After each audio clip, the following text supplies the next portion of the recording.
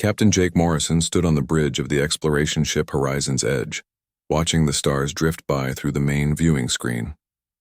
He had been in space for 18 months now, leading humanity's first journey beyond their home solar system. It was the longest any human had ever traveled from Earth. "Captain, I'm picking up something strange," said Lisa Parker from her position at the navigation console. Her fingers moved quickly across the control panel as she tried to make sense of the readings. "There are energy signatures coming from the Kepler 442 system. Lots of them." Jake walked over to look at her screen. The readings showed massive energy bursts and what looked like weapons fire.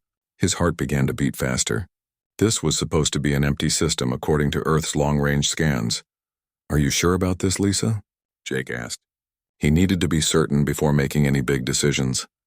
"Yes, sir. The computer is showing multiple ships in combat. This is definitely a battle happening right now," Lisa replied, her voice steady despite the shocking discovery. Danny Rodriguez looked up from the engineering station. "Captain, our engines are running perfectly. We could reach that system in about 6 hours if you want to take a look." Jake thought carefully. Earth had sent them to explore and make contact with any alien life they might find. But they had never expected to find aliens already fighting a war. The Horizon's Edge was not a military ship. It carried only basic defensive weapons. "Amy, can you pick up any communications from that system?" Jake asked the communications officer. Amy Watson adjusted her equipment and listened carefully through her headphones. "I'm getting signals, Captain, but I can't understand any of it. It's definitely not human, and it sounds like multiple different languages or maybe different species talking." Jake made his decision. "Set course for Kepler 442. We need to see what's happening there. But everyone stay alert. We don't know what we're walking into." The journey to the system took exactly 6 hours. As they got closer, the situation became clearer and more frightening. Through the ship's sensors, they could see hundreds of vessels locked in desperate combat. Explosions lit up the darkness of space like deadly fireworks. "My God," whispered Lisa as the tactical display showed the battle. "Look at the size of some of those ships." On one side were ships that looked like they had been grown rather than built. They had smooth, curved surfaces and moved through space like living creatures. Many of them were damaged and leaking atmosphere. On the other side were ships that looked purely mechanical. They had straight lines and sharp edges like floating metal fortresses. These ships seemed to be winning the battle. "Captain, I'm reading life signs on the organic-looking ships," Amy reported. "But the mechanical ones, I can't tell if anyone is alive on those or if they're completely automated." Jake watched as one of the organic ships exploded under heavy fire from 3 mechanical vessels. He could see smaller ships that looked like escape pods fleeing from the wreckage. "The organic ships are losing badly," Danny observed. "I count maybe 50 of them left, but there are at least 200 of the mechanical ones." As they watched, Jake realized they were seeing something terrible. This wasn't just a battle between 2 military forces. This looked like a massacre. The mechanical ships were systematically destroying every organic vessel they could find. "Captain, there's something else," Lisa said, her voice filled with worry. "I'm detecting a massive ship hiding behind that moon. It's not fighting, but it's huge, much bigger than anything else out there." Jake studied the readings. The hidden ship was enormous, easily 10 times the size of anything else in the system. "Life signs?" He asked. "Millions of them," Amy replied quietly. "That's not a warship, Captain. That's a colony ship full of civilians." The situation became clear to Jake. The organic ships were not just fighting a battle. They were protecting their people, their families, everyone they cared about. And they were losing. "Sir, we're being scanned," Danny announced suddenly. "Someone has noticed us." On the main screen, Jake could see several ships from both sides turning toward their position. The Horizon's Edge was much smaller than any of the fighting vessels, but it was clearly something new and different. "Captain, I'm receiving a transmission," Amy said. "It's coming from one of the organic ships. The big one that looks like it might be their command vessel." "Put it through," Jake ordered. The speakers filled with sounds unlike anything any human had ever heard. It was clearly a voice, but it made clicking and buzzing noises instead of words. The tone sounded desperate and angry. "I can't understand it, but the computer is trying to create a translation program," Amy explained. "It might take some time." Jake looked at his crew. They were all staring at him, waiting for orders. Lisa, Danny, and Amy had followed him across the galaxy, trusting his judgment. Now they were witnessing what might be the extinction of an entire species.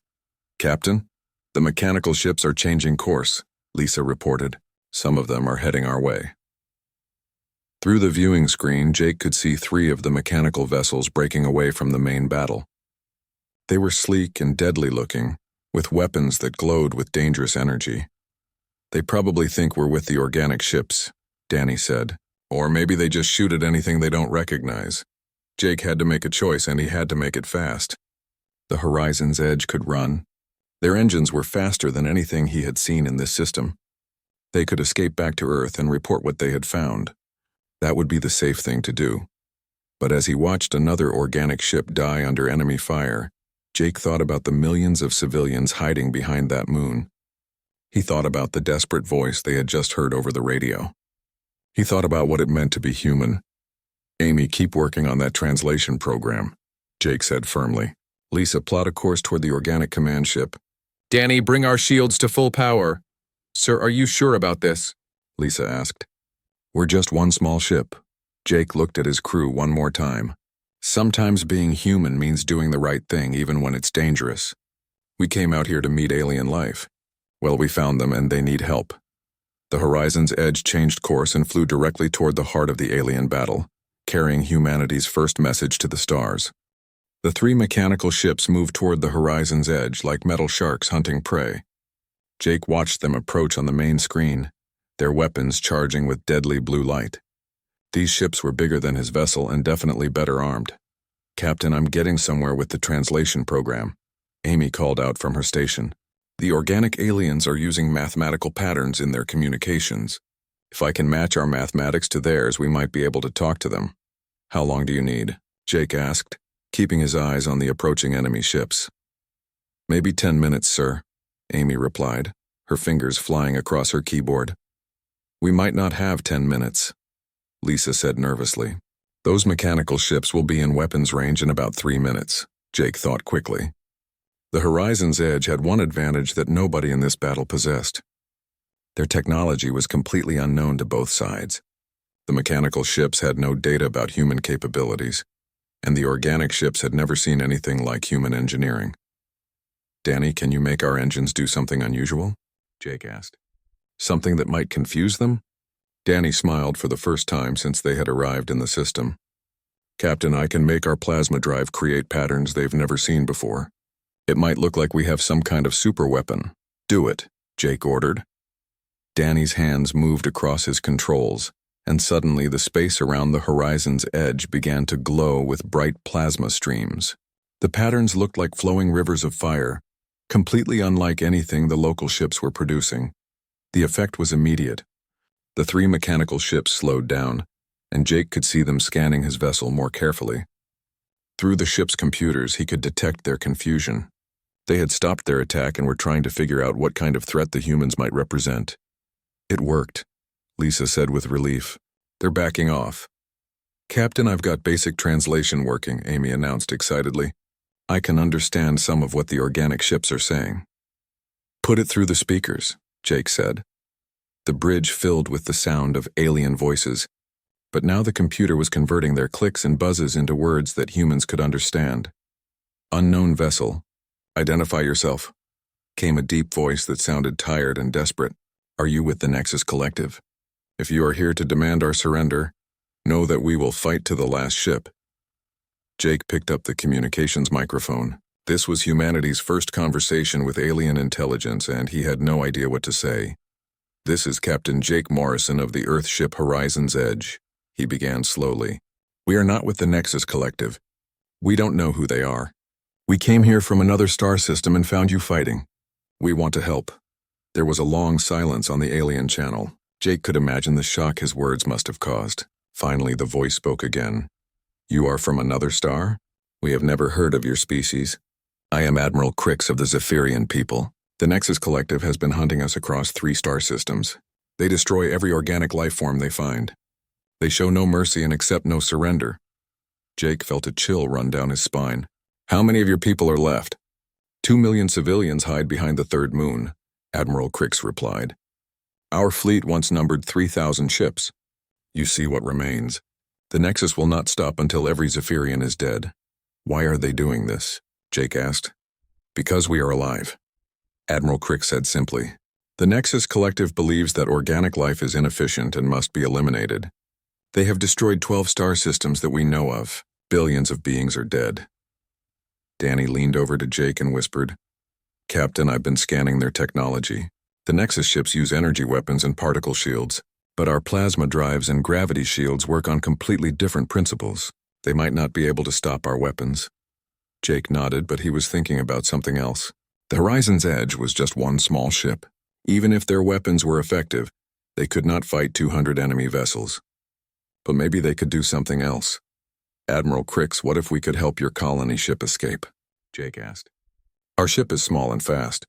We might be able to create enough confusion to give you time to run. Run where?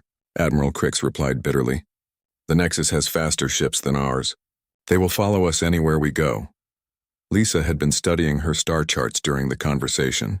Captain, there's a nebula about 6 light years from here. It's full of radiation and sensor interference. If the colony ship could reach it, they might be able to hide. Jake made his decision. Admiral Crix, we're going to help you get your people to safety. Can your colony ship reach the Horsehead Nebula if we give you enough time? Perhaps, Admiral Crix said.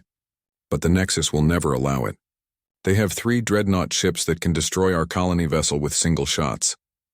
Then we'll have to make sure they're too busy to shoot at your people, Jake said. Amy looked at her captain with wide eyes. Sir, what are you planning? Jake pointed at the 3 mechanical ships that were still studying the Horizon's Edge. Those ships don't know what we are or what we can do. We're going to fly directly at their main battle fleet and make ourselves the biggest threat they've ever seen. Captain, that's suicide, Danny protested. We can't fight 200 ships. We don't need to fight them, Jake explained. We just need to confuse them long enough for the colony ship to escape. These Nexus machines think logically. If they can't understand our technology, they'll have to consider us a major threat.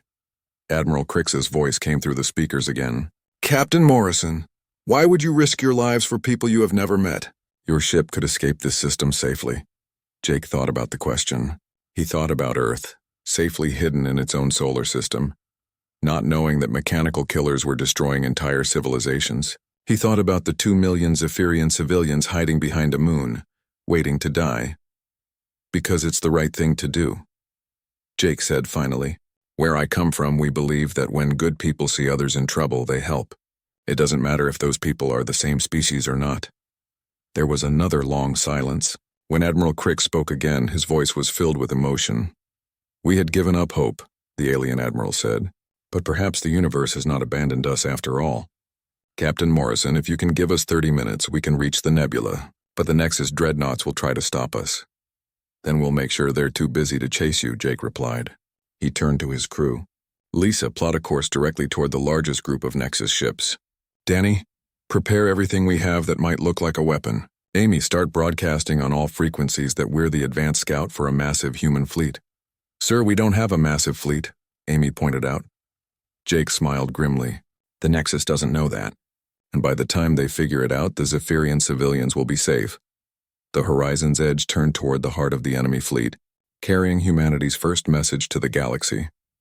Earth's children do not abandon their friends. The plan worked better than Jake had dared to hope. The Horizon's Edge flew straight toward the main Nexus fleet, broadcasting confusing signals and making their plasma drive create spectacular light shows. The mechanical ships, faced with completely unknown technology, had pulled back to analyze the threat. This gave Admiral Crix exactly the time he needed. The massive Zephyrian colony ship, carrying 2 million civilians, managed to escape to the Horsehead Nebula. The last Jake saw of it was a brief flash of light as it jumped to faster than light speed. Now 3 weeks later, the Horizon's Edge was hidden deep inside the nebula with their new Zephyrian allies. The rescue had been successful, but Jake knew their problems were just beginning. Captain, I've finished studying the Nexus tactical data that Admiral Crick shared with us, Amy reported. She looked tired and worried. The news is not good. Jake, Lisa, and Danny gathered around Amy's station to hear her report. Admiral Crix was also there, along with his chief technician, an insectoid alien named Vex who had learned to speak basic English surprisingly quickly. The Nexus Collective has been expanding across the galaxy for over 50 years, Amy began. They've destroyed at least 15 star systems that we know about. Each time they completely eliminate all organic life, and strip the planets of resources. How many ships do they have? Jake asked. According to Zephyrian intelligence, at least 10,000 vessels, Amy replied, including massive ships that can destroy entire planets. Danny whistled softly. The battle we saw was just a small part of their fleet? A tiny part, Admiral Crix confirmed. The force that attacked us was less than 1% of their total strength. They sent such a small fleet because they expected no real resistance. Jake stared at the tactical display showing Nexus fleet positions across multiple star systems. The scope of the threat was overwhelming. This was not just a war between two species. This was systematic genocide on a galactic scale. There's something else, Captain, Amy continued. The Nexus Collective learns from every battle. They analyze enemy technology and develop countermeasures, but they have no data about human technology because we've never encountered them before. That won't last long, Lisa pointed out. They scanned our ship during the battle. They're probably trying to figure out our weapons and shields right now. Vex, the Zephyrian technician, made clicking sounds that the translation computer converted to words. Your technology is very different from anything in Nexus databases. Your plasma drives use principles we have never seen. Your gravity shields work on theories our scientists do not understand. How long before they crack our technology? Jake asked. Unknown, Vex replied. But the Nexus Collective is very smart. Maybe 1 year, maybe 5 years. But they will learn. Jake walked to the viewing screen and stared out at the swirling clouds of the nebula. Earth seemed very far away. His ship and crew were just 4 humans in a galaxy full of mechanical killers who destroyed entire civilizations. We have to warn Earth, he said finally. Captain, even at maximum power, our communications array can't reach Earth from here, Danny said. We're too far away and the nebula interferes with our signals. Vex made more clicking sounds. Zephyrian technology might help. Our long-range communicators use quantum entanglement principles. If we combine human and Zephyrian systems, we might be able to send a message to your home star. How long would it take? Jake asked. To build the combined system, maybe 2 weeks, Vex replied. To send the message to Earth, it would travel at light speed. From here, about 6 weeks. Jake made his decision. Do it. We need to tell Earth everything we've learned about the Nexus Collective. For the next 2 weeks, the human and Zephyrian crews worked together to create a hybrid communication system. It was difficult because their technologies were so different, but Amy and Vex managed to make it work. During this time, Jake spent long hours thinking about what to tell Earth. How do you explain to an entire planet that the galaxy is full of mechanical killers? How do you tell them that humanity's first contact with alien life has revealed a universe where peaceful civilizations are being systematically destroyed? Captain, the communication array is ready, Amy announced. Jake sat down at the communication station and began recording his message to Admiral Patricia Hayes at Earth Defense Command. He had known Patricia for 15 years, and he trusted her judgment more than anyone else in Earth's military. Patricia, this is Jake Morrison aboard the Horizon's Edge. I'm sending this message from the Horsehead Nebula, approximately 42 light-years from Earth. We have made first contact with alien civilizations, and the situation is critical. Jake paused, trying to find the right words to explain what they had discovered. We have encountered a mechanical species called the Nexus Collective that is systematically destroying all organic life in the galaxy. They have eliminated at least 15 star systems and billions of intelligent beings. They show no mercy and accept no surrender. He went on to describe the battle they had witnessed, the rescue of the Zephyrian civilians, and everything they had learned about Nexus technology and tactics. Patricia, I need you to understand something important. The Nexus Collective will eventually find Earth. They are expanding in all directions, and they will not stop until every organic civilization is destroyed. Right now we have a technological advantage because they have never encountered human weapons or shields. But that advantage won't last forever. Jake looked around at his crew, who were listening to every word. I'm also sending complete technical data about Nexus ships, weapons, and tactics. Our new Zephyrian allies have provided detailed intelligence about their capabilities and weaknesses. But Patricia, we cannot fight this enemy alone. No single species can. He paused again, thinking about the millions of Zephyrian civilians hiding in the nebula, and the billions of other beings across the galaxy who lived in fear of mechanical death. The Nexus Collective's next target is the Altarian system, about 15 light-years from here. According to Zephyrian intelligence, the Altarians are a peaceful species that has never known war. They have 4 billion people living on 3 planets, and they have no military defenses. The Nexus will reach them in approximately 3 months. Jake made his final decision and spoke the words that would change human history. Patricia, I am requesting immediate military assistance. I know that Earth has never fought an interstellar war, and I know the risks involved. But if we do not help these civilizations, we will face the Nexus Collective alone when they eventually find our solar system. We have a chance to build alliances with other species who hate the Nexus as much as we will, but we need to act now, before it's too late.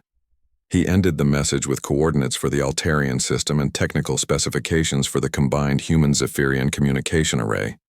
Send it, Jake ordered. Amy activated the transmitter, and the message began its 6-week journey to Earth. Jake knew that his words would reach Admiral Hayes just as the Nexus Collective was beginning their assault on the peaceful Altarians. What do we do now? Captain? Lisa asked. Jake looked at Admiral Crix, who had become not just an ally but a friend during their time in the nebula. Now we go to the Altarian system, Jake said. We can't wait for Earth's response. We have to buy as much time as possible for the people there. Captain, Danny said quietly, the Nexus fleet heading to Altaria includes over 800 ships. We have 1 small human vessel and whatever Zephyrian ship survived the last battle. Jake smiled grimly.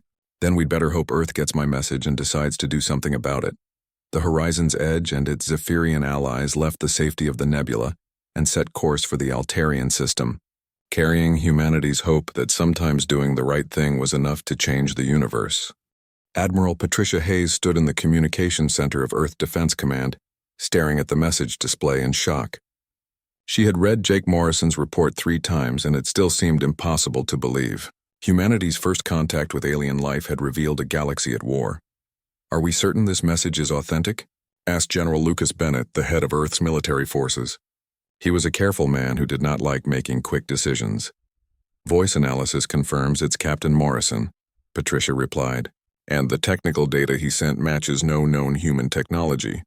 This has to be real. Dr. Elena Vasquez, Earth's leading expert on alien life, studied the detailed files about Zephyrian biology and culture that Jake had included. The scientific data is incredibly detailed and consistent. No human could have invented this much information about an alien species. Patricia looked around the room at Earth's top military and political leaders. President Maria Santos had called an emergency meeting of the Defense Council within hours of receiving Jake's message. The decision they made in this room would determine humanity's future in the galaxy. Let me make sure I understand the situation, President Santos said. Captain Morrison is requesting military assistance to fight a war against mechanical aliens who destroy entire civilizations? That's correct, Madam President, Patricia confirmed. According to his report, the Nexus Collective has eliminated at least 15 star systems. They're currently heading toward a peaceful species called the Altarians, who have no military defenses. General Bennett shook his head. With respect, Admiral, this is not our fight. Earth has no obligation to protect alien species we've never met. Our duty is to defend our own planet and people. But what happens when the Nexus Collective eventually finds Earth? Dr. Vasquez asked. According to Morrison's data, they systematically hunt down and destroy every organic civilization they encounter. We won't be able to hide forever. Patricia had been thinking the same thing. She brought up a tactical display showing the Nexus expansion pattern. Look at this, General. They're expanding in all directions from the galactic core. At their current rate of expansion, they'll reach our sector within 50 years. 50 years is a long time, General Bennett replied. We can use that time to build better defenses instead of starting a war now. President Santos studied the display carefully. Admiral Hayes, what is your assessment of our military capabilities against this Nexus Collective? Patricia had been preparing for this question. According to Morrison's data, we have significant technological advantages. Our weapons and shield systems work on completely different principles than anything the Nexus has encountered. But they have overwhelming numbers. Morrison estimates at least 10,000 ships. How many ships does Earth have? The President asked. Patricia smiled slightly. That depends on how much you're willing to authorize, Madam President. We have been building a deep space fleet in secret for the past 10 years. The public knows about our exploration ships, but they don't know about our military preparations. General Bennett looked surprised. What military preparations? Patricia activated another display showing orbital shipyards hidden throughout the solar system. We currently have 300 fully operational warships with another 100 in final construction. We've been preparing for the possibility of hostile alien contact since we first detected radio signals from other star systems. Dr. Vasquez leaned forward. 300 ships against 10,000. Those are terrible odds. Not necessarily, Patricia replied. Morrison's report indicates that the Nexus Collective fights using predictable patterns. They rely on overwhelming force and expect enemies to use similar technology. They've never faced anything like human tactics or weapons. President Santos was quiet for several minutes, studying all the information. Finally, she spoke. Dr. Vasquez, from a scientific perspective, what would we gain by helping these alien civilizations? Alliance, Dr. Vasquez replied immediately. Morrison mentions that the surviving Zephyrians shared their technology and tactical knowledge. If we help defend the Altarians, we could gain allies throughout the galaxy. But if we wait and let the Nexus destroy everyone else, we'll face them alone. And from a military perspective, Admiral? The President asked. Patricia had thought about this question for hours. Madam President, the Nexus Collective grows stronger with each conquest. They analyze captured technology and add it to their own capabilities. Every civilization they destroy makes them more powerful. Our technological advantage is temporary. She brought up another tactical display. But if we act now, we can fight alongside allies who know Nexus weaknesses. We can test our weapons and tactics in real combat. And we can show the galaxy that the Nexus Collective can be defeated. General Bennett still looked unconvinced. Admiral, you're talking about sending our entire fleet across the galaxy to fight in an alien war. What if it's a trap? What if this Morrison has been captured and forced to send false information? Then we'll be ready for that too, Patricia replied. General, we've been preparing for interstellar conflict for 10 years. This is why we built those ships. President Santos stood up and walked to the large viewing screen showing Earth in all its blue and green beauty. 50 years ago, humanity first left this planet and walked on the moon. 20 years ago, we established permanent colonies throughout the solar system. Now we're being asked to take our next step into the galaxy. She turned back to face the council. Dr. Vasquez, you said we would gain allies by helping these civilizations. But what would we lose by staying hidden? Everything that makes us human, Dr. Vasquez replied quietly. Morrison's report describes 2 million Zephyrian civilians hiding in a nebula, terrified that mechanical killers will find them. The Altarians are a peaceful species that has never known war, and they're about to be slaughtered. If we have the power to help and we choose not to, what does that say about who we are? Patricia knew this was the crucial moment. Madam President, I've known Jake Morrison for 15 years. He's one of the finest officers Earth has ever produced. When he says these people need our help, I believe him. When he says the Nexus Collective will eventually threaten Earth, I believe that too. She paused and looked directly at President Santos. We can wait 50 years and fight the Nexus Collective alone, after they've grown stronger by conquering dozens of other civilizations. Or we can fight them now with allies when we still have technological advantages. President Santos nodded slowly.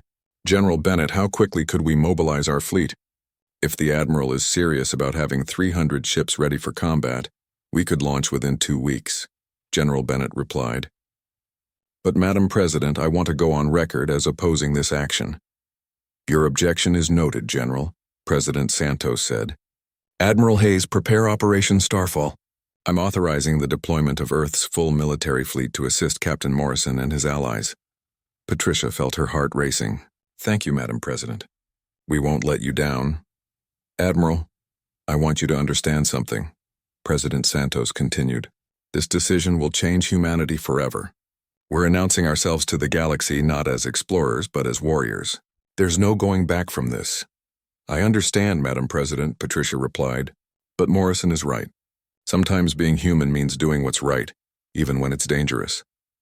President Santos smiled for the first time during the meeting. Then let's show the galaxy what humans are capable of.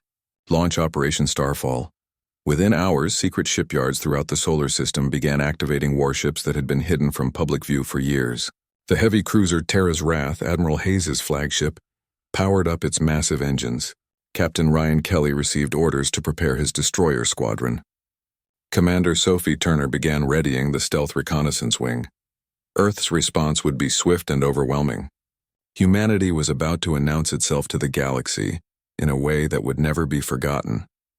As Admiral Hayes prepared to leave Earth's solar system for the first time in her life, she thought about Jake Morrison and his small crew, fighting desperately to protect people they had never met. Soon they would not be alone. The age of human isolation was about to end. The Altarian system was dying. Jake Morrison watched from the bridge of the horizon's edge as Nexus dreadnoughts began their final assault on the peaceful worlds below. 3 massive planet-killer ships, each the size of a small moon, moved into position to begin the systematic destruction of 4 billion innocent lives. "Captain, we can't hold them much longer," Lisa reported from her station. The past 3 months had been a nightmare of hit-and-run attacks, desperate escapes, and watching helplessly as more Zephyrian ships were destroyed. Jake's small fleet had grown slightly since leaving the nebula. Ships from a dozen different species had joined them, all refugees from previous Nexus attacks. But even with 30 vessels, they could not stop 800 Nexus ships from reaching the Altarian worlds. "Admiral Crix, can your people evacuate any more civilians?" Jake asked through the communication link. The Zephyrian commander's voice sounded exhausted. "We have rescued perhaps 50,000 Altarians, but there are still billions on the surface. Our transport ships cannot carry more." Through the viewing screen, Jake could see the beautiful blue and green planets of the Altarian system. These worlds had never known war. The Altarians were beings of pure energy who lived in crystal cities and spent their time creating art and music.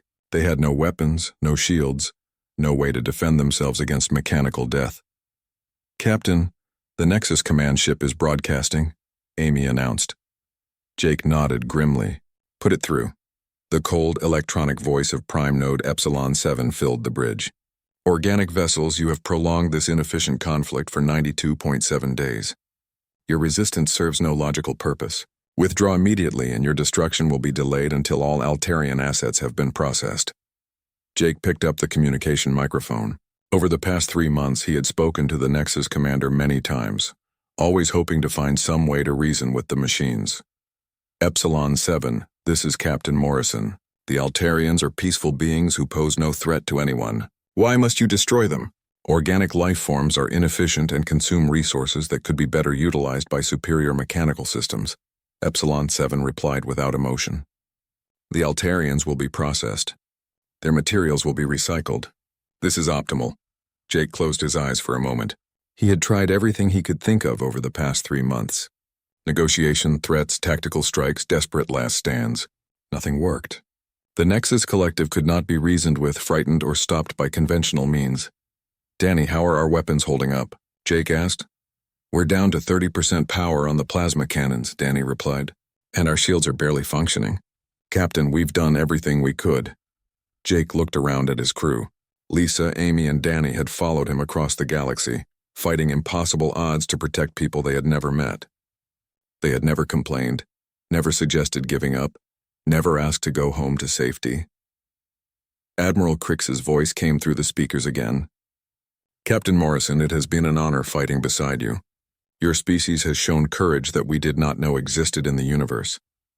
"It's not over yet," Jake said, though he knew it probably was. Earth's response to his message should have arrived weeks ago.